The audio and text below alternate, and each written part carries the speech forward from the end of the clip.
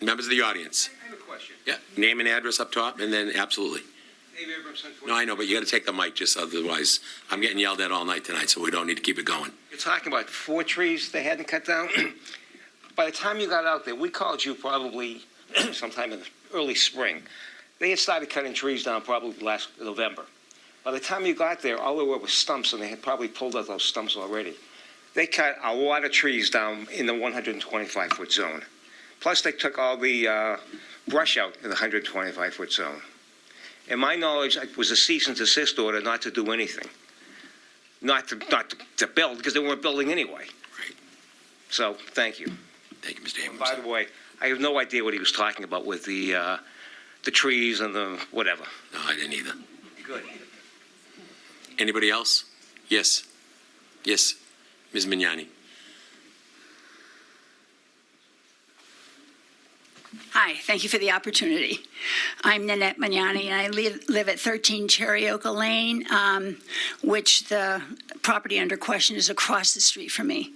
I guess in addition to what was being said, I just want to give you a sense that what happened in May felt like a raping of the land. I felt like I was in a movie. And this was by no means some small grandmother operation of somebody mistakenly cutting down a tree. They had huge pieces of equipment. They had chainsaws. And within a matter of 5 to 6 days, they went in and decimated 3 to 4 acres of land. So my question is, one, this was a business strategic question or decision to do this.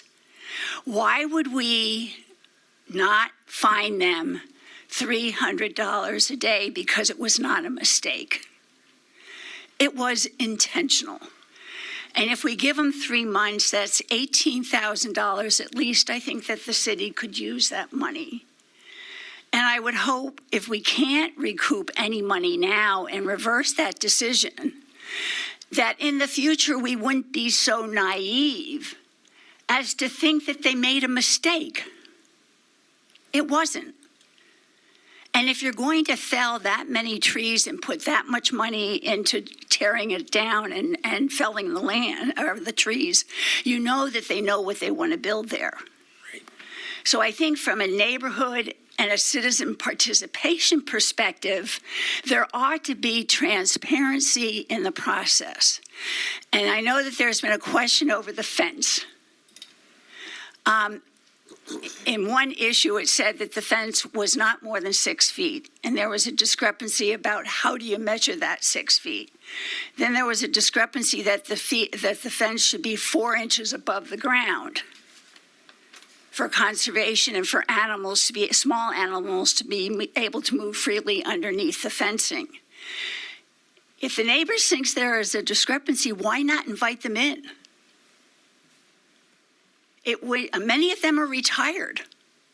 They certainly have the time to go over and go with you to measure the fence so that everybody's happy that the guidelines are being followed, rather than having it be, no, this is it, no, that's it. It should be a joint mutual process between citizens, neighbors, and the city. So, thank you. Thank you, Ms. Mignani.